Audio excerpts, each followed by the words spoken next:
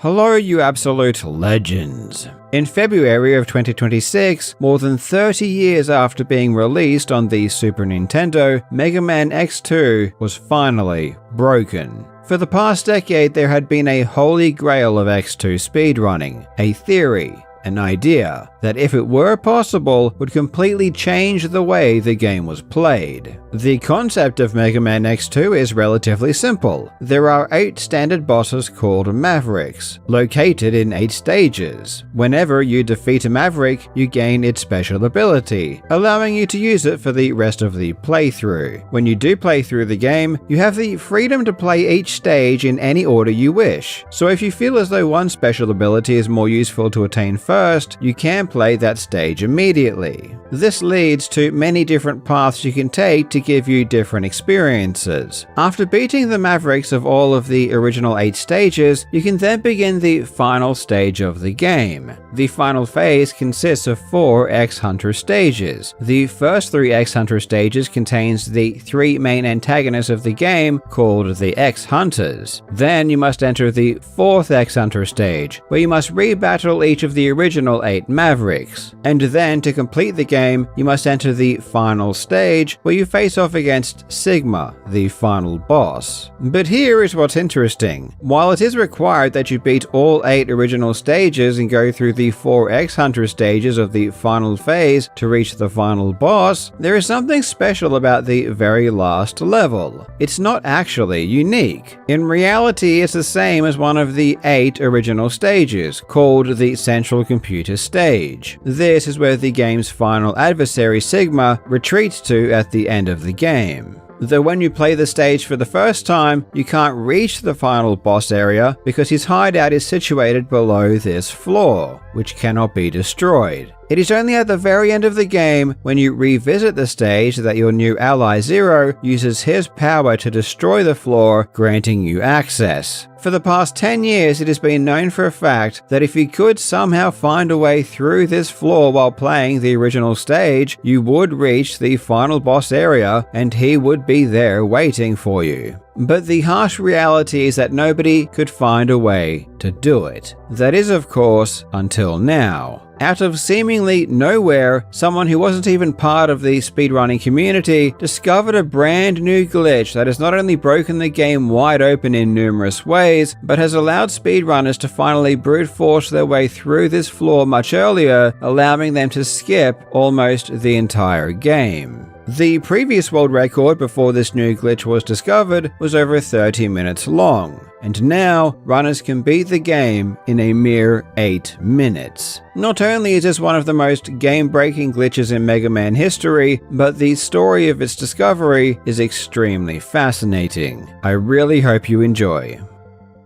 Now legends, I come to you once again to talk about an amazing mobile game, Urban Heat. You know me, I'm a busy man. I work hard, I have a family. I need my mobile games to be something I can jump straight into and have a blast while I have some downtime, and Urban Heat is exactly that.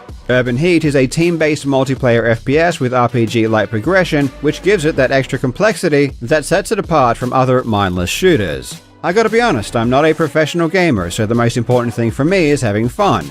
And Urban Heat scratches my itch when I want to chill out and play a casual game while I'm taking a break or doing my business, if you catch my drift. The graphics and design are top tier, I really dig this style, and there is a ton to customize in your characters, weapons, and abilities. On top of that, there are also daily and weekly missions that allow you to earn resources to strengthen your kit. There are a ton of badass characters to choose from, with mine being the old faithful El Comodine, and they all fit perfectly within the 2000s LA vibe. But most importantly, the game just feels good to play. Urban Heat is completely free to download, and if you use my link in the description or scan the QR code on screen, you'll get a sick assault rifle with some upgrades and some in-game cash worth over $30.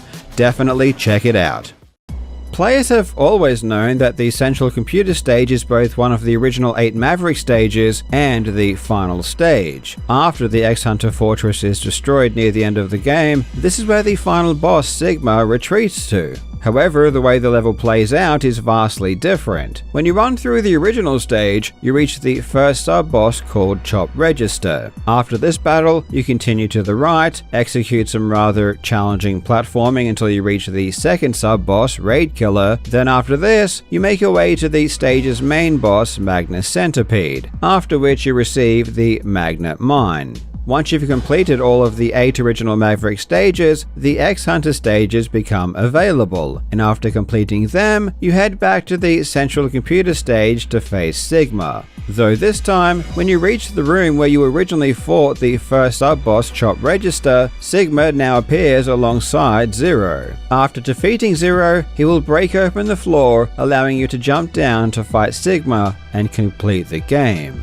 While it was always assumed these stages were the same, as they are the same in the lore of the game, it wasn't always obvious that the final boss was lurking below when you play through the stage for the first time, as you can't see down below the floor to check, nor can you get through the floor to actually test it. It wasn't entirely possible that this final boss section simply didn't exist in the original level, and the final level was just a recreated second version with that extra inclusion. However, in 2017, this was verified by Miria, who stated in Discord that by hacking the game to get through the floor, Sigma does lie below, and if you beat him, the game will finish. This is clearly a massive discovery and theoretically opens the door to a massive skip. But these types of discoveries happen all the time. There are plenty of games where we know if we could skip through a barrier, a lot of time could be saved, though most of the time it's simply impossible. But on rare occasions, it is possible. One of the most famous barrier skips of all time occurred in Zelda Wind Waker HD. There was a literal barrier blocking access to the end of the game, and if only you could get through, you could skip most of the game and save hours on the any % speedrun. And after years of effort and theory crafting, a barrier skip was finally found in 2017. Guys, I did it! I did it! I did it! I did it! I did it! I did barrier skip! Woohoo! Get it! Mega Man 2 on the other hand is a relatively simple game, and it's hard to imagine how you could fall through a solid floor with the tools available. In 2024, the Mega Man X series YouTuber Shari Van X again demonstrated that by using a hex editor to clip through the floor, he could reach Sigma earlier. And while it's probably translated by YouTube, the title of the video simply says, "Find out how to do this without cheats and be the new world record of Mega Man X2. Though despite the fact that it was known that Sigma lay below, throughout the years, whenever people brought up the idea of getting to Sigma early, it was brushed aside as simply impossible. In 2020, when pondering if X2 had any potential new skips, a runner proclaimed, "I guess in theory there's this whole getting to Sigma from the centipede stage thing, lol, but obviously that's just silly stuff." Well, as silly as it seemed at the time, a full 6 years later, a major breakthrough occurred, and it came from a place that no one could have possibly predicted. On the 6th of February 2026, the YouTube channel Fire Cape Mario uploaded a video to YouTube titled Mega Man X2 Finished in 10 Minutes Tool-Assisted Speedrun. This run beat the world record by over 20 minutes, so this is a pretty crazy title. And sure enough, the way Fire Cape Mario was able to shave off 20 whole minutes from the world record is by finding a way to clip through the floor on the central computer stage. The question is how?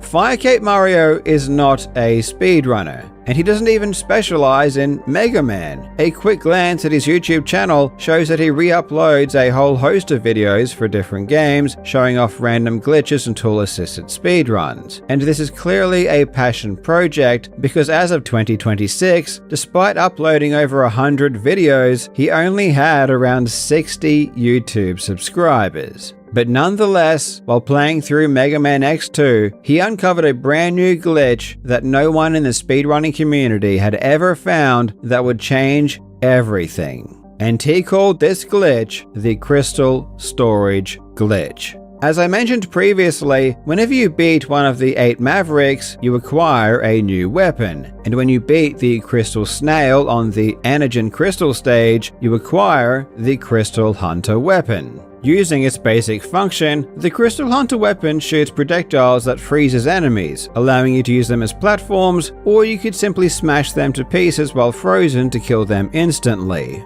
But when you charge the weapon for just over 2 seconds, you are able to unleash its secondary ability, which slows down time for around 8 seconds. It's possible this ability has some fringe benefit when you want to avoid a tricky attack by a boss, but otherwise it's seen as pretty useless. In speedruns especially, this secondary ability is basically the worst thing you could do. We want to go fast, not slow, so slowing the game down has never really had any utility. But it's important to point out that when you unleash the charged weapon, it freezes X into place for around 3 seconds. And if you were in the middle of an animation when you freeze, the game stores that animation, and then once you unfreeze, the game continues the animation you are currently in. And this is the weapon that has led to this game-breaking discovery. Because what Fire Cape Mario realized is that if he picked up an ammo drop or a health drop at the same frame that he unleashed the Crystal Hunter charged ability, something strange happened. He found that instead of the game freezing X for 3 seconds as it normally does, he could begin to move around much earlier. So let's unpack what is going on. Whenever you pick up ammo or health, it will also freeze X into place until your ammo or health is restored, after which time you unfreeze and can move again. However, this period is normally very short, especially if you are already nearly full of ammo or health. When you pick up health, for instance, the game will set you into a freeze state, at which time you obviously freeze. Then once your health is replenished by the health pickup, it will change your state back to normal, at which time you can now move around. The same also applies to ammo. And here is where the magic of unleashing the charged Crystal Hunter weapon and picking up a health or ammo drop at the same time comes into play. Both mechanics freeze X into place by changing his state to freeze, and both mechanics do it on the exact same frame. This is clear. The Crystal Hunter weapon has a timer that automatically reverts your state after 3 seconds, and then after which, time is slowed down for 8 seconds. But because you also picked up health or ammo, they also have the ability to revert your frozen state, which happens when your health or ammo is replenished. And this happens much faster than 3 seconds. So what ultimately happens is that while the Crystal Hunter weapon sets a 3-second timer to unfreeze you, the health or ammo pickup reverts that state much earlier. So now for the rest of those 3 seconds, you can move around as normal. And here is where things get funky. Whenever you're frozen, the game keeps track of whatever action you were doing at the moment the freeze happened. And then when you're eventually unfrozen, it resumes that action. So for example, if you are dashing while you begin a freeze, once you unfreeze, you continue dashing. Generally, this normally never causes any issues, because if you're frozen in a specific animation, when you unfreeze, it's very easy to simply resume that same animation because you're already in it. This just makes logical sense. But when you've been prematurely unfrozen by picking up a health drop, and then a couple of seconds later the Crystal Hunter weapon tries to unfreeze you again, this is where the game has the potential to break. Because now, you don't have to be in that same animation. With the ability to move around as normal, you can choose to be in whatever animation you want. So let's apply this to Fire Cape Mario's new glitch. First, he kills Chop Register near the wall on the right of the screen. He then charges the Crystal Hunter weapon. As Chop Register dies, he drops an item which can be health or ammo. So what Fire Cape Mario did is he jumped into the air as the item was dropped, and then wall kicked into the item. However, On the very last frame before picking up the health drop, he released the Crystal Hunter charge. This means that on the next frame, when he picks up the item, he has been frozen in place by both the item he just picked up and the Crystal Hunter weapon, and both of these happened while he was still in his wall kick animation. In the case of the freeze caused by the health item drop, this didn't last very long, and unfroze X shortly thereafter, allowing him to move. And if X just stood in place and did nothing at the end of those 3 seconds, the game would be able to easily finish that animation and nothing interesting would happen. But what if he were in the middle of a different animation that inhibited the ability of X to resume the wall kick animation he was in when he released the Crystal Hunter charge? For example, what if he jumped into the air and was currently in mid-air when those 3 seconds ran out and the game tried to finish his wall kick animation? Well, it wouldn't be able to. So what ends up happening is that X gets stuck in the animation he was currently in, which in this case was the falling animation. And also, as a coincidental, unintended side effect of not being able to complete the wall kick animation, he also retained all of the properties of the wall kick. And one of the amazing properties of a wall kick is that there is no downward speed cap.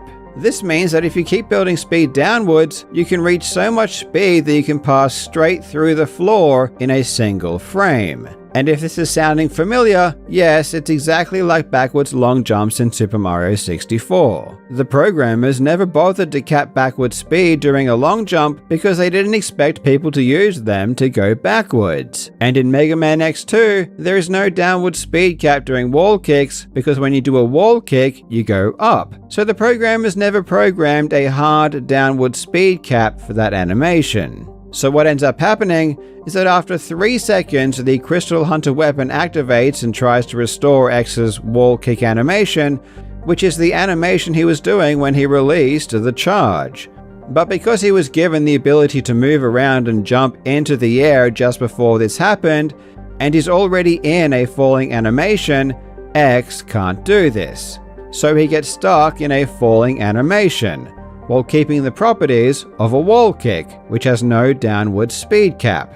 This means that because X continues to fall downwards, he keeps building downward speed, until he reaches so much speed that he can pass straight through the floor in a single frame, just like they do in Super Mario 64.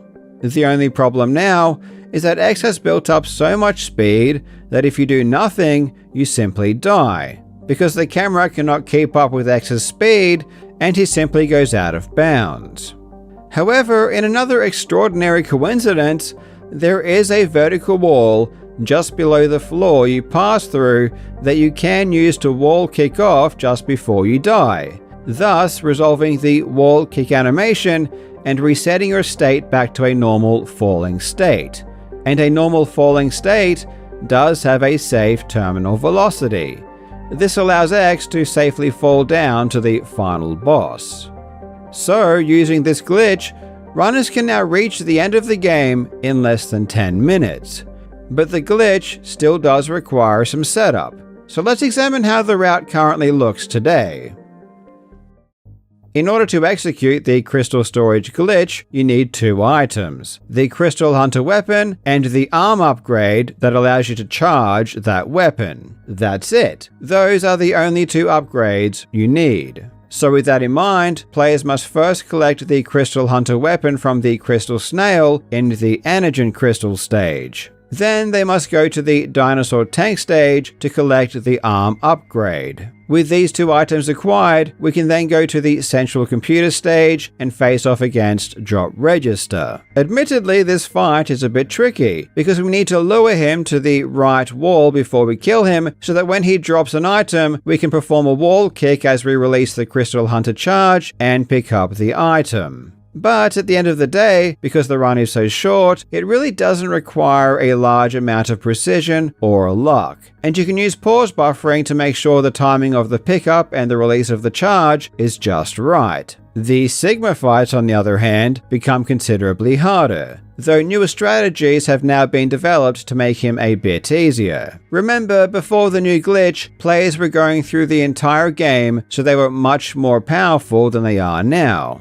In order to make the initial clip a lot more consistent, the runner Darko posted an alternate method, which involves first getting the strike chain from Wire Sponge in the weather control stage. This method allows you to kill Chop Register immediately, and then use the strike chain to pull a nearby health pickup onto the wall instead, which does remove a lot of the luck necessary from the Chop Register fight. But having to complete another full stage to get the strike chain does result in a loss of time. A mere 2 days later after the new strategy was discovered, the runner Geo was the first person to put it all together into a run to absolutely smash the world record, achieving a 13:07. Oh my god, dude. Yo, GG, buddy. Okay, well that... that was so bad! But it's fine. This used the strike chain version for the increased consistency, and for the first few days after that, Geo and Trogdor would whittle the record down to just over 10 minutes. But it wasn't until the strike chain strategy was abandoned completely that the record finally went below 10 minutes with a run of 9:33 by Gamio. From this point, multiple runners including Trogdor, Gamio, and Tiki would continue to optimize the run, until current day, where Tiki now holds the record at 8 minutes and 30 seconds, a full 24 minutes faster than it was just a month ago. This new glitch is honestly really amazing, and it's always incredible when such groundbreaking discoveries are found so many decades after a game's release. The crystal storage glitch also has a ton of other weird and wonderful effects that it can produce depending on which animations you start and end the glitch with, but of course the one that we spoke of today is by far the most impactful. And the craziest thing of all is that this was found by a relative nobody who isn't even part of the speedrunning community, which I think is beautiful. So a massive congratulations and credit to Fire Cape Mario for finding this historic glitch. In his own explanation video, he said that one of his biggest dreams has always been to revolutionize speedrunning, and I think we can all agree that his stunning new discovery has done exactly that. A massive thanks to O'Trials for helping me learn about the game and the details of the new glitch, and also providing a ton of footage, so please make sure to go and send him some appreciation. Thank you so much for watching, you legends. I hope you're having a fantastic day, and I will see you in the next video.